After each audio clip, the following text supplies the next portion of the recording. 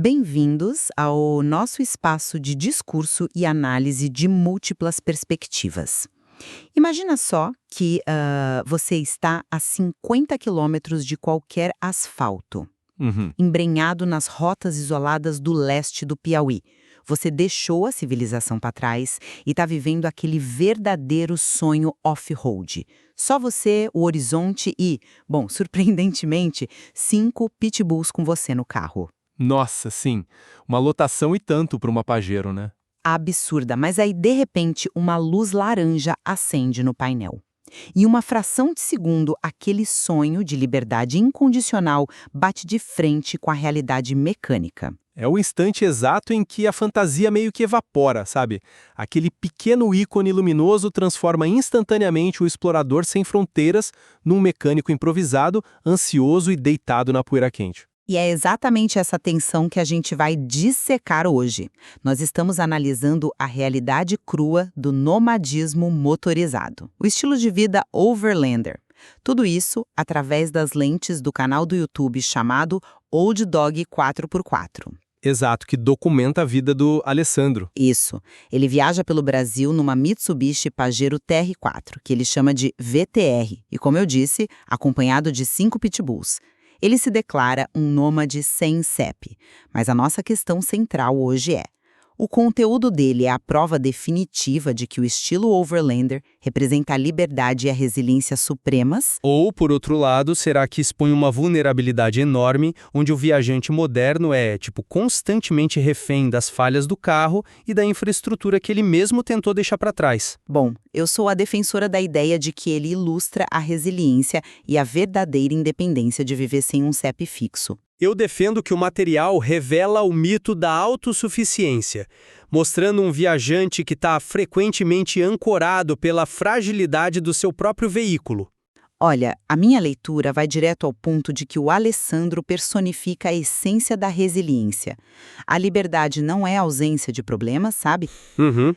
É a resiliência de superar esses problemas. Ele enfrenta 50 quilômetros de lama, pedras, aquelas temidas costelas de vaca. E os problemas da VTR não são impeditivos. Ele vai lá, adapta a alimentação e o espaço para os 5 cães, resolve a mecânica, é a capacidade de absorver o impacto e continuar. Eu entendo, mas eu olho para o conjunto da obra e vejo outra coisa. Eu vejo os registros constantes de quebras e esperas. Para mim, isso desmonta o mito da autossuficiência peça por peça. Mas como assim desmonta? Porque o que a gente vê não é um homem totalmente livre das amarras da sociedade. É um viajante cuja vida é estritamente ditada pela fragilidade do metal e da borracha. Aquela postagem onde ele diz que a VTR está na UTI esperando peça é a prova disso. Ah, mas a gente precisa olhar para como ele resolve isso.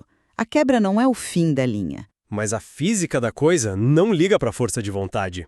Quando você examina as travessias no Piauí, as costelas de vaca, que para quem está ouvindo e não sabe, é uma ondulação rítmica na estrada de terra, elas criam uma ressonância brutal no carro. Sim, é uma vibração de alta frequência contínua. Exato. E o que acontece fisicamente? O fluido do amortecedor ferve, ele cavita, perde a absorção e a energia cinética vai toda para os suportes de metal. Não é à toa que os 2 extensores dos amortecedores traseiros da TR4 dele quebraram ao mesmo tempo.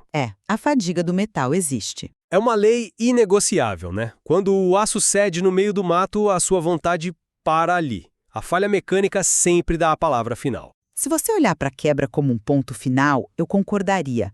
Mas a beleza do Old Dog é que a quebra é só uma vírgula na história.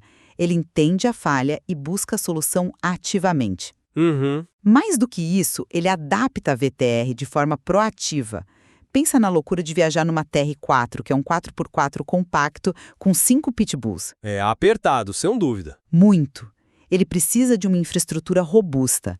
Ele instala baterias auxiliares não só para o celular, mas para manter as geladeiras funcionando e manter a comida dos cachorros. E ele coloca uma antena Starlink. Ele elimina a necessidade de procurar um campo com energia elétrica para carregar as coisas. Isso, para mim, é o auge da autossuficiência. Olha, a instalação da Starlink das baterias é um feito de engenharia caseira muito bom, não nego. Mas tem uma ironia aí. Qual? Ele adiciona camadas de complexidade tecnológica para tentar ser livre. E quanto mais complexo, mais vulnerável. Vamos falar da famosa luz da torneirinha, a luz da injeção eletrônica no painel? Num carro moderno como a TR4, se um sensor de oxigênio tomar uma pancada de pedra, a ECU, o computador do carro, entra em modo de segurança. Corta a potência do motor. Exato! E você não conserta um erro de software batendo com uma chave de fenda debaixo de uma árvore, sabe? Você fica preso à tecnologia. Ah, mas é exatamente por isso que o canal dele é tão vital.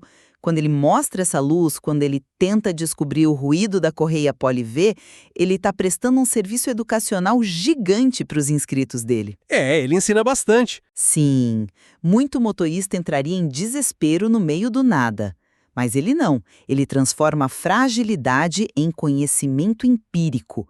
Ele ensina a monitorar as falhas, como a correia que gira o alternador, ele recusa o papel de vítima da máquina. Eu compreendo o valor educacional, claro, mas isso não anula meu ponto central, que é a dependência logística. Tem aquela postagem na aba de comunidade que é o exemplo perfeito do que eu chamo de cordão umbilical invisível. A da UTI que você mencionou antes? Isso, ele escreve: a VTR está na UTI esperando chegar a peça que vem de São Paulo, pois na atual cidade que estou, não tem. Mas isso é uma realidade normal do nosso vasto interior. É normal, sim, mas percebe a profundidade disso? O overlander sai de casa buscando fugir do sistema, buscando não ter CEP. Mas na hora que a máquina quebra, a sobrevivência dele depende diretamente da máxima eficiência do capitalismo urbano que ele deixou para trás. Entendo. Ele depende de transportadoras, rodovias estaduais, estoques em São Paulo. Isso não é autossuficiência. É uma ilusão de isolamento, entende? Ele não tem CEP, mas precisa que a transportadora saiba exatamente onde ele está. Eu entendo por que você pensa assim, mas deixa eu te dar uma perspectiva diferente sobre isso. Eu acho que você está olhando para a liberdade por uma lente muito purista, como se liberdade só existisse se você forjasse seu próprio aço. Não é questão de forjar o aço, mas... Espera, pensa no que ele faz enquanto espera. A mente exploradora dele não desliga. Ele não fica num quarto escuro chorando pela suspensão. Ele vai conhecer o camping Vale da Lua. Ele documenta as passagens por Maricá, explora os arredores de Nova Russas, no Ceará. Então a espera se torna tipo um turismo forçado? Eu chamo de flexibilidade tática. É como um navio no mar. Se o leme quebra e você atraca no porto para esperar uma peça, isso não te torna menos marinheiro. Você explora o porto. A imobilidade temporária é só uma pausa, não o fim. Eu adoro essa analogia do barco, sério. Mas o problema é que ela pressupõe que o marinheiro está em paz no porto. E o próprio Alessandro nos prova que isso não é verdade. Sabe aquela postagem longa que ele começa com "Fala, Rory"? Sei, claro. Um desabafo bem honesto. Muito honesto. O nível de exaustão e ansiedade salta da tela ali. Ele não está relaxado. Ele fala da saudade dolorosa do off-road, que o bico do pneu está até murchando de ficar parado. E tem o medo de a viatura virar um Jeep de shopping. É a impaciência de quem pertence à terra, não ao asfalto urbano. Exatamente. O que mostra que a imobilidade corrói o estado de espírito do nômade. A pausa vira uma gaiola psicológica. A realidade logística esmaga o ideal romântico, e o material não esconde isso. É verdade. Essa postagem é o pico da vulnerabilidade ali. Mas essa frustração nasce da paixão, não do fracasso, sabe? Se ele não fosse nômade de alma, ficar na cidade ia ser um alívio. E o mais notável é ele ter a coragem de publicar isso. Como assim a coragem? Pensa nos influenciadores de viagem hoje. A maioria só mostra pôr do sol com filtro, drones e xícaras de café. O Old Dog quebra a quarta parede.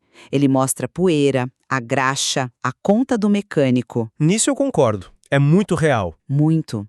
E tem outra camada logística e mental pesadíssima que ele lida de peito aberto, que é o pós-separação. Esse é um ponto crucial do background dele. Sim, ele ficou sozinho. Teve que lidar com a separação da família, dos filhos e seguiu na estrada.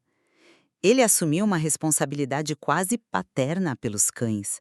Adaptar potes de água, ventilação para 5 pitbulls na TR4. A resiliência dele no off-road é um espelho da resiliência na vida pessoal. E já que a gente entrou nesse aspecto psicológico, precisamos falar sobre esses fardos invisíveis. O isolamento geográfico não isola ninguém da bagagem humana. Tem aquele vídeo quando mentira e acusação injusta entram em cena. A estrada não blinda ninguém dessas coisas. Não mesmo. A jornada solitária dele é atravessada por conflitos pesados. E não é só isso. Tem a burocracia do Estado, ele menciona exigências do Detran, exame toxicológico para manter a CNH. Você acha que está livre e, de repente, tem que achar uma clínica no interior para provar que pode dirigir. O sistema te acha em qualquer lugar. E ele demonstra uma frustração brutal com o cenário político nacional no desabafo. Ele diz que o país está num facão que não sai nem com bloqueio de diferencial. Uma imagem muito poderosa. O facão, é quando a valeta da estrada é tão alta que o chassi raspa no chão e você perde a tração das 4 rodas. Você fica suspenso. E ele usa isso para o Brasil, dizendo que tem que votar com consciência para não guincharem a VTR direto para o pátio. Isso não é um homem que se libertou do peso do mundo. O porta-malas dele está cheio de ansiedade política e tensões interpessoais. Ele só mudou o cenário pela janela. Olha, esse é o seu argumento mais denso e eu concedo que a bagagem psicológica é pesadíssima. É inegável. Mas a conclusão que eu tiro dessa montanha de adversidades é o que define a minha posição. Qual conclusão? A VTR na UTI, ou mesmo as acusações injustas, como ele encerra? Com 3 palavras. Vida que segue. Mas será que isso é força ou é só resignação de quem não tem outra escolha? Para mim, é força pura. É uma aceitação pragmática. A peça atrasou, vida que segue. Sofreu acusação injusta, vida que segue.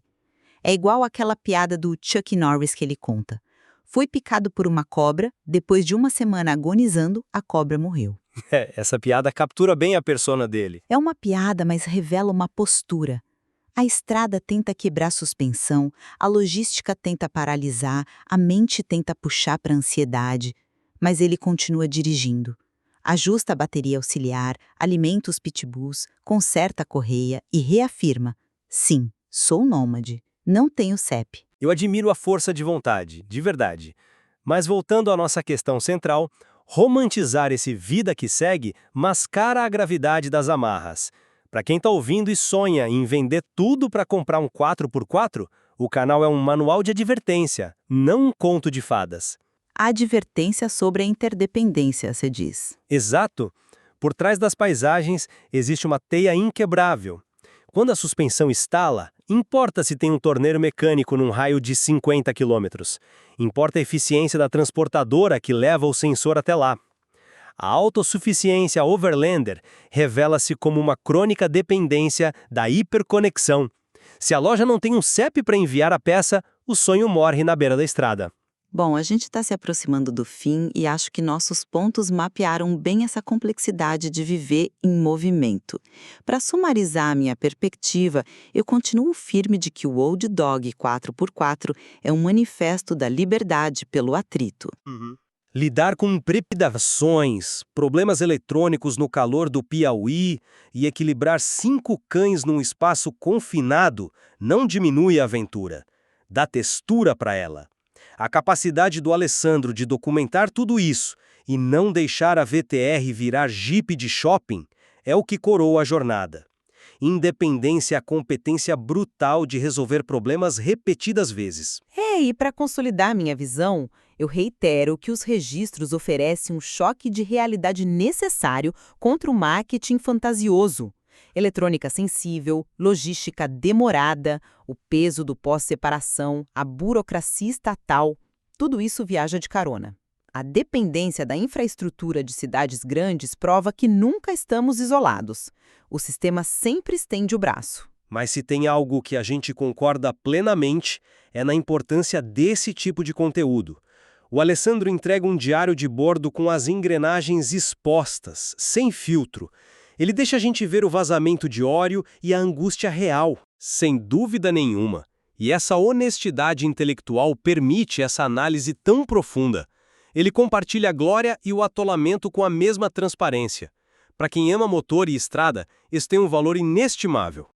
Exatamente! Nós convidamos você, que nos escutou até aqui, a buscar os vídeos dele e tirar suas próprias conclusões sobre as amarras do mundo moderno e a liberdade de deixá-las para trás. E da próxima vez que você vir uma foto de um 4x4 no pôr do sol, lembre-se, Talvez, logo ali fora do quadro, alguém esteja esperando um caminhão trazer uma peça. Até o nosso próximo encontro.